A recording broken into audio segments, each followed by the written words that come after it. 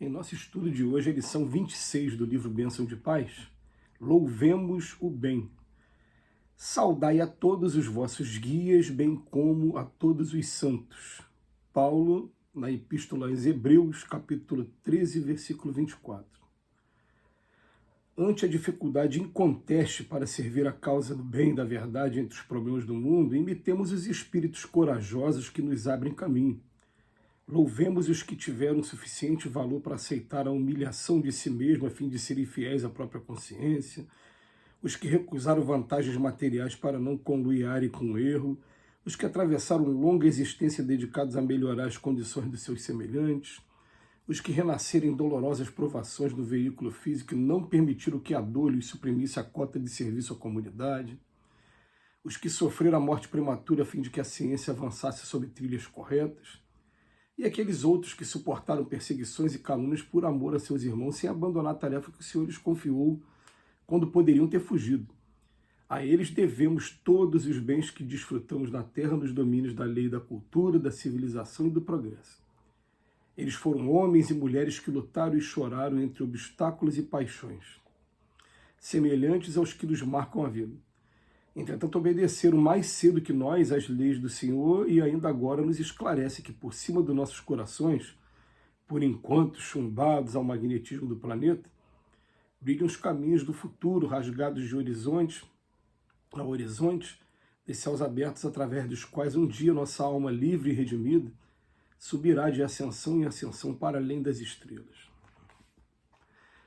Emociona a gente ler esse texto.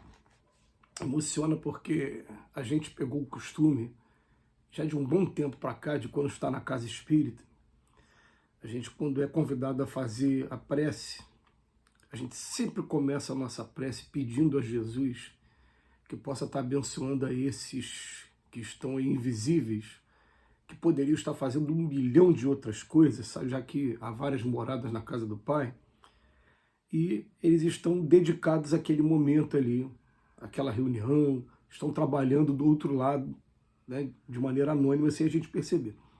Então, o que acontece? A gente percebe que quando a gente entra numa instituição religiosa, a gente já sente a vibração do lugar, a gente já sente aquela calma, aquela paz, aquele envolvimento, uma coisa assim, que é fácil da gente perceber o que está acontecendo, uma coisa diferente.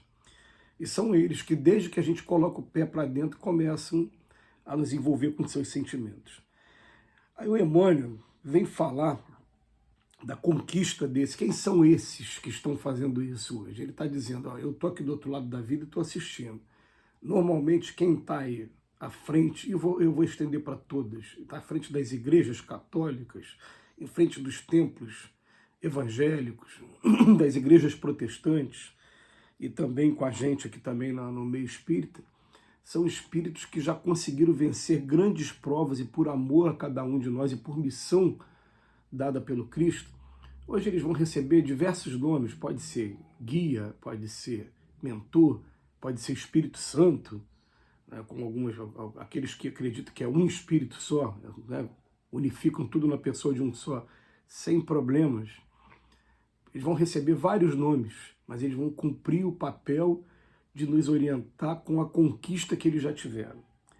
E o Emmanuel, ele enumera aqui no segundo parágrafo, e isso que emociona a gente, qual foi a conquista que eles tiveram para merecerem estar no lugar que estão e também aceitaram, né, essa tarefa de estar orientando a cada um de nós.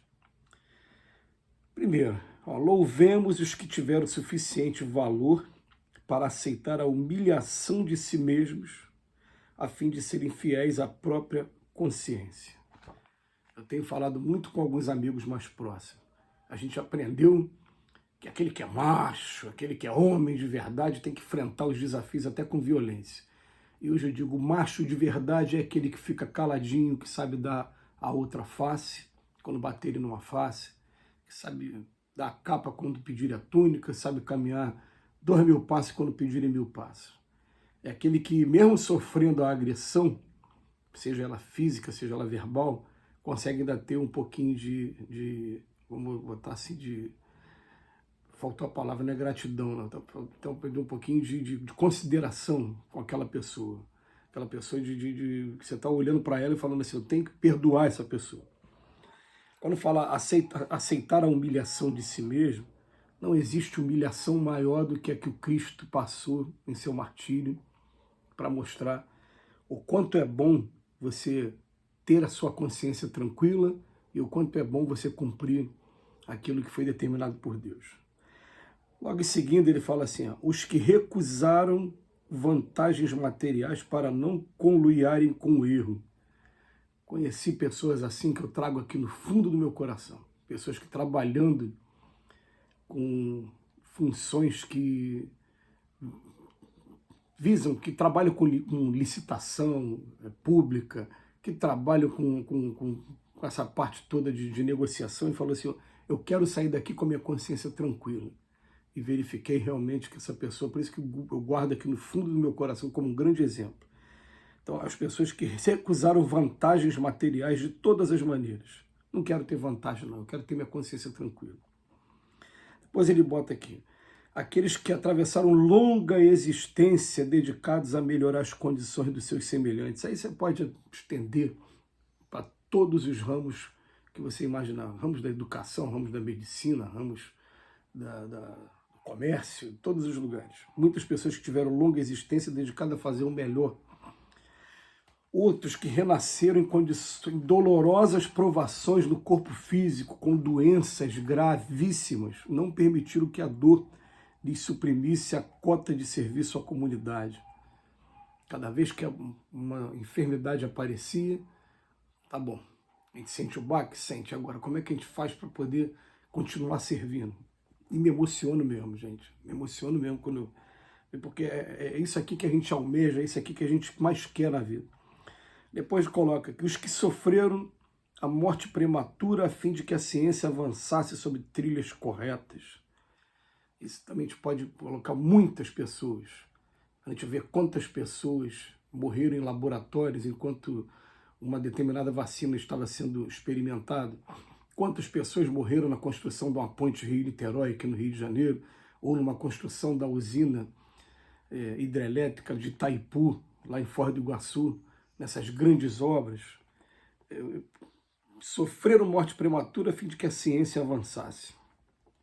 E aqueles outros que suportaram perseguições e calúnias por amor aos seus irmãos, sem abandonar a tarefa que o Senhor lhes confiou, quando poderiam ter fugido.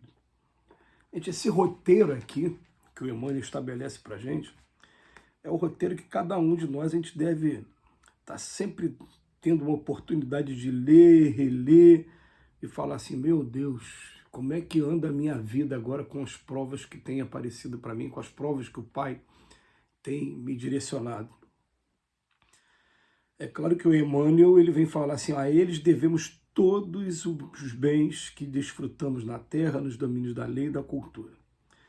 Nós já falamos aqui em outras oportunidades que no livro Obreiros da Vida Eterna tem um espírito, logo no primeiro capítulo, que ele fala assim, eu poderia ter ido embora, teve um momento que eu consegui, através do autoconhecimento, um domínio tão grande sobre mim mesmo que até os costumes do planeta ficaram incompatíveis com o meu comportamento.